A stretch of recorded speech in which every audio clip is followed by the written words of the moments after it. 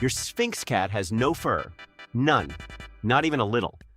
Yet it still finds a way to look smug about it. Make sure to subscribe to Regretful Felines and like for more content like this. It struts across the kitchen counter like it invented nudity. And somehow it is always warmer than you. That is not an accident.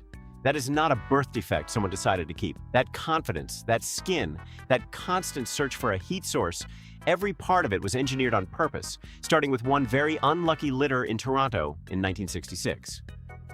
A domestic cat named Elizabeth had a kitten with no coat at all. Her owner, Riyad Bawa, noticed something remarkable. Instead of writing it off as a fluke, he saw the beginning of something new. That single hairless kitten, later named Prune, became the root of an entire breed. Which is a strange way to start a species. Most animals evolve fur to survive. This one lost it, and humans decided that was the point. Here's the part people rarely think about. Removing fur does not just change how a cat looks. It changes everything underneath. Body temperature regulation, skin oil production, even how the cat behaves around warmth. And that behavior shows up constantly. Ask anyone who owns one. Ask them how many times they have found their Sphinx wedged under a laptop, radiating heat like it just got out of a sauna. Which is exactly what happens when a Sphinx tries to nap on a sunny windowsill and completely misjudges how hot direct sunlight actually is on bare skin. One minute it is stretched out looking regal. The next, it is sliding off the ledge like the glass turned into a slip and slide. By the 1970s, the first hairless lines were struggling. The gene pool was too small, and health problems started stacking up. So breeders Keys and Judy Baldwin, working in the Netherlands, made a decision that shaped the entire modern breed. They crossed the surviving hairless cats with Devon Rex, a breed known for its own unusually thin, wavy coat. It was not a cosmetic choice, it was survival. Widening the gene pool meant fewer of the extreme health issues that had plagued the earliest hairless lines. That single decision is the reason your Sphinx exists in a stable, breedable form today. Here's the part that tends to surprise people. The trait that defines the entire breed comes down to one gene. Feline geneticist Leslie Lyons, whose research helped map the cat genome, has traced the hairless trait to a mutation in a gene called KRT71, the same gene responsible for building the structural proteins inside hair follicles. Break that gene, and the follicle simply cannot finish the job. The hair starts to grow, then gives up halfway.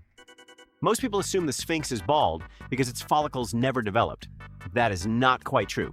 Drop a comment. Did you know your Sphinx actually grows hair? It just cannot finish growing it? Now here's the twist nobody expects. Breeders did not stumble into this trait and simply tolerate it. They chased it, on purpose, knowing it came with real costs. Hairless cats lose body heat faster. Their skin produces more oil, because fur usually absorbs it. Some lines carry a higher risk of hypertrophic cardiomyopathy, a thickening of the heart muscle that vets watch closely in the breed. And still, people wanted more of them. Why chase a trait with that many downsides? Because the appeal was never really about the fur being gone. It was about what filled the space where fur used to be. A Sphinx feels like warm suede. It presses its whole body against you instead of just brushing past.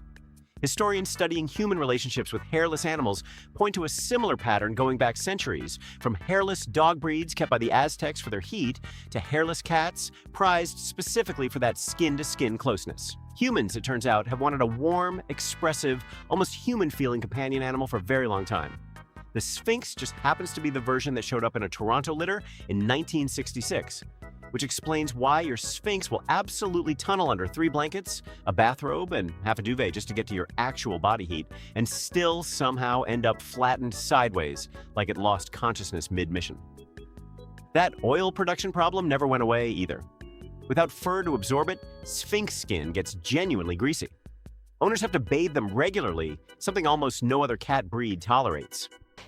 And of course, this creates its own comedy, because a freshly bathed Sphinx, still slightly damp, sprinting across a hardwood floor at full speed, does not so much run as become a wet cat-curling stone with legs, sliding a solid 4 feet past wherever it meant to stop. The whiskers matter too.